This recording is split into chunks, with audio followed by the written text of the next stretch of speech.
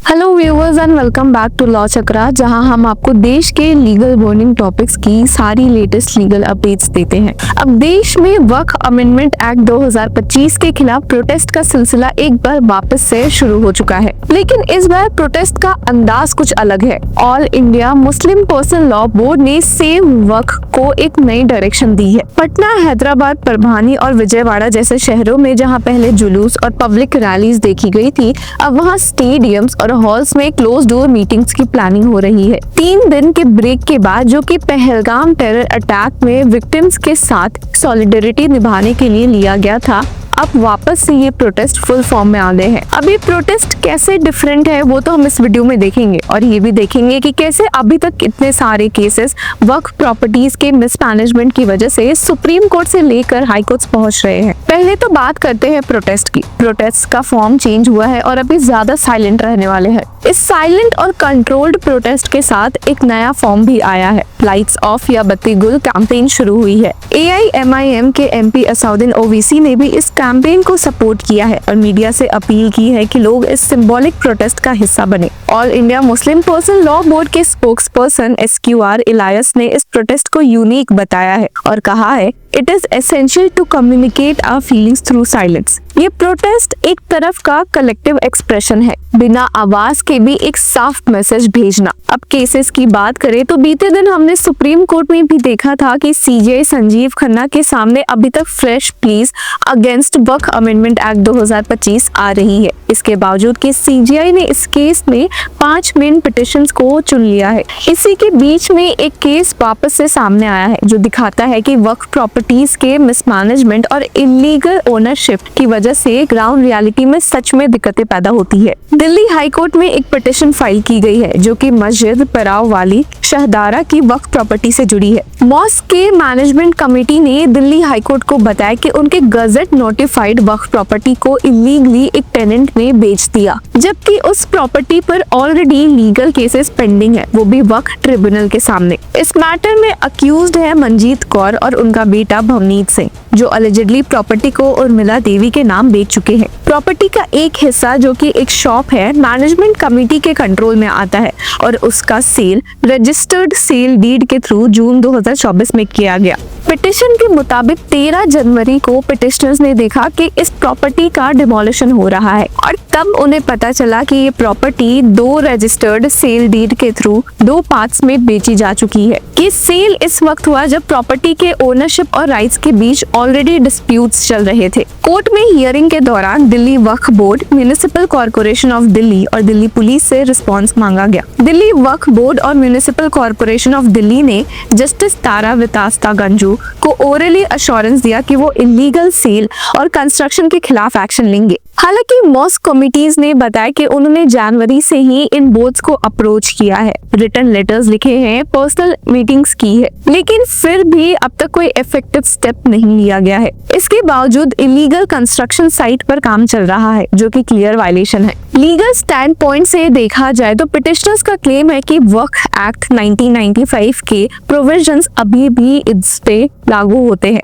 Section 52A के तहत वक्फ property का इलीगल ट्रांसफर एक नॉन बेलेबल और कॉग्निजेबल ऑफेंस है। कोर्ट को ऐसे मैटर्स में तभी कॉग्निजेंस लेना होता है जब वक्फ बोर्ड या स्टेट गवर्नमेंट के ऑथराइज्ड ऑफिसर कंप्लेन करे। पिटिशनर्स ने आर्ग्यू किया है कि वक्फ अमेंडमेंट एक्ट 2025 ने इस पर्टिकुलर प्रोविजन को अफेक्ट नहीं किया है, इसलिए कोर्ट के पास अब भी पावर है एक्शन लेने का। अब मैनेजमेंट कमेटी ने दिल्ली हाई कोर्ट से कुछ डिमांड्स रखी है। पहला है सेलर्स मंजीत और भवनीत और बायर उर्मिला देवी के खिलाफ वक्फ एक्ट के तहत एक्शन लिया जाए। दूसरा है कि दिल्ली वक्फ बोर्ड को डायरेक्ट किया जाए कि वो इंक्रोचर्स के खिलाफ इमीडिएट स्टेप्स ले। तीसरा है म्युनिसिपल कॉर्पोरेशन ऑफ दिल्ली को कहा जाए कि वो इलीगल कंस्ट्रक्शन को सील करे और डिमोलिश करे। अब इस केस की अगली हियरिंग 14 मई को है, जहां एक्सपेक्टेड है कि ये सारे अथॉरिटीज और पुलिस अपना एक रिटन रिस्पॉन्स फाइल करेंगे। ये केस एक बहुत ही इंपॉर्टेंट एग्जाम्पल है कि कैसे अमेंडमेंट्स के डिस्प्यूट के बीच अभी भी वक्फ प्रॉपर्टीज को इलीगली सेल किया जा रहा है,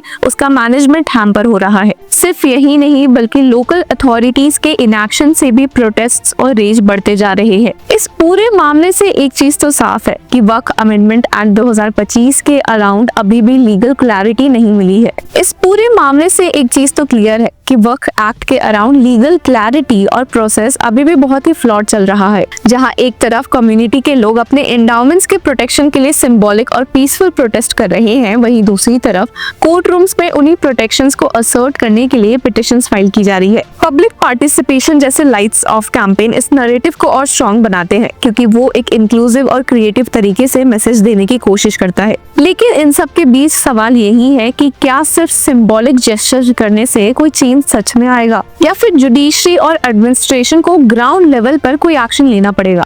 क्या इलीगल सेल्स और कंस्ट्रक्शंस को सिर्फ पिटिशंस के जरिए रोका जा सकता है? और क्या पब्लिक प्रेशर की वजह से लॉ मेकर्स इस नए अमेंडमेंट एक्ट में कुछ चेंजेस कर सकते हैं? तो फिलहाल के लिए अभी एक तरफ है साइलेंट प्रोटेस्ट, तो दूसरी तरफ कोर्ट रूम्स में लीगल केसेस चल रहे हैं। दोनों पैरेलल ट्रैक्स एक ही डिमांड कर रहे हैं, protection of Waqf properties and accountability of those misusing it. और ये देखना होगा कि इन दोनों का प्रेशर सरकार और सिस्टम पर कैसा रहेगा। अब all India Muslim personal law board का कहना है कि ऐसे साइलेंट पीसफुल प्रोटेस्ट का डिसीजन अनरूली एलिमेंट्स द्वारा किसी भी तरह की अनरेस्ट को अवॉइड करने के लिए लिया गया है। प्रोटेस्ट की अब ये लिमिटेड फॉर्म ज्यादातर उन राज्यों तक सीमित रहेगी जहां बीजेपी की सरकार है, जहां पर बोर्ड को लगता है कि खुला प्रोटेस्ट टेंशन क्रिएट कर सकता है, जबकि अपोजिशन रूल स्टेट्स जिन्होंने वक्फ अमेंडमेंट एक्ट का विरोध किया है, वहां पर मास पार्टिसिपेशन वाली पब्लिक रैलीज जारी रहेगी। इस अप्रोच से एक तरफ बोर्ड ग्राउंड लेवल अवेयरनेस बनाए रखना चाहती है और दूसरी तरफ कम्युनल या पॉलिटिकल टेंशन से बचना भी।